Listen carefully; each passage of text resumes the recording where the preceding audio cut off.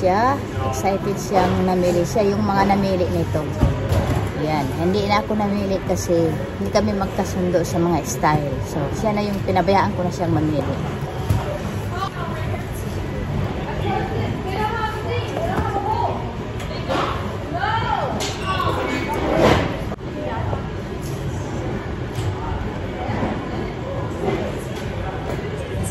Okay, that's fine.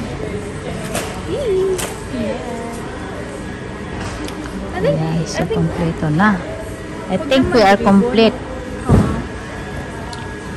You can add one more ribbon. Just one. I think that is enough. Just one ribbon. What kind of ribbon? Kasi I'm planning this. Pero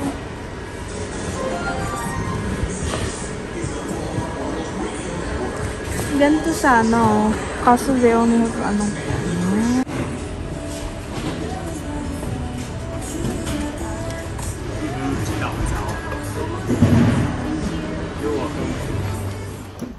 Pumili kami ng 3 topper na umiilaw. Yan. Actually, ako lang namimili natin. Decision ako.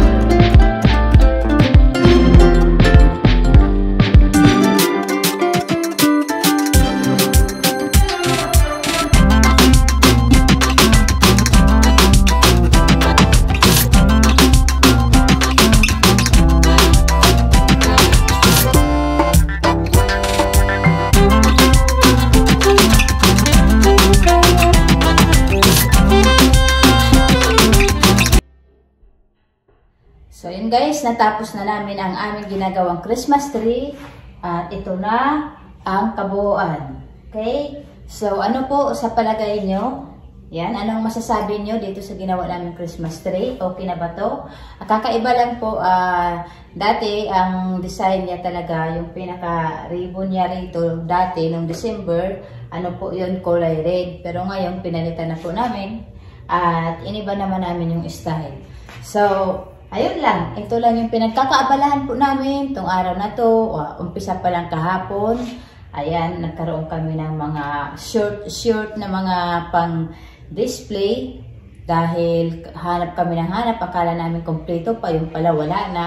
So kanina, ayan, inagahan po namin, pumunta po kami doon sa Walmart para mamili po kami ng aming mga pang-decorate po. So ito na po yung kabuuan at itatry ko lang po, paiilawin ko lang kung maganda ba ang dating, okay?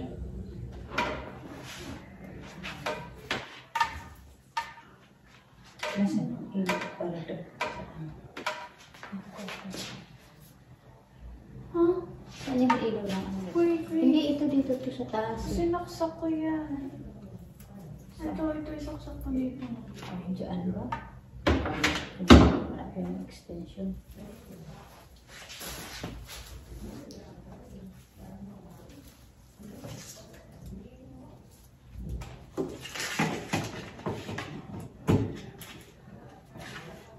Ayan! Ang ganda na. Diba? Ano ito? So, okay na ba? May kulang pa ba? Parang may kulang pa yata. Ayan. Meron pa rin yung mga ano.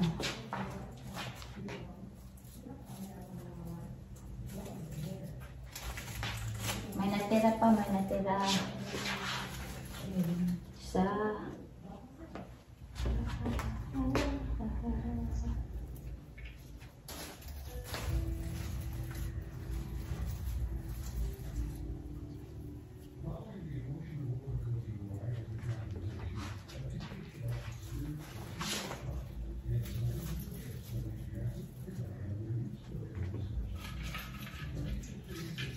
Paling itong isa. So,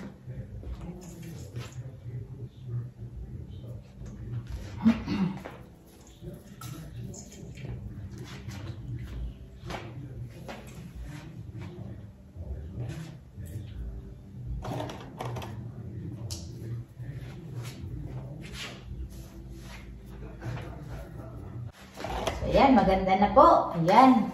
Sana nagustuhan nyo rin po yung aming Christmas tree. Diba? Pinaghihirapan po. Pinaghihirapan niya. Diba? Ayan, medyo maganda na kaysa kanina. Pero nahirapan po talaga siya maglagay ng design. Yung ganito, nahirapan po siya. Paulit-ulit po namin tinanggal kanina dahil yung dating sa amin parang hindi maganda ang dating. Kaya nung naglagay na kami, nagsabit na kami ng mga ano namin, decoration, tinanggal na naman namin. Kasi hindi kami satisfied sa resulta. Kaya sabi ng asawa ko, bakit daw tinanggal? Okay naman, pero hindi kami nasisiyahan Kaya ayan, yan yung nangyari. Inaulit namin at yan na nga. Yan na yung resulta niya. So, masaya lang guys at tuloy po ang Pasko. Okay? Kahit ano man ang mangyari, tuloy ang Pasko. Kahit di kami nakauwi ng Pinas, ayan, dito lang kami. At least, kahit pa paano, ma-celebrate namin ang aming Christmas dito. Okay? So, yun lang guys. At sana, abangan niyo pa po yung mga susunod kong gagawing video. At sa mga hindi pa nakasubscribe dyan, please, subscribe po kayo. Huwag niyong kalimutan. I-subscribe ang aking channel kung bago pa lang po kayo. Okay? At thank you po. At maraming salamat. At sa ulitin po. Bye-bye!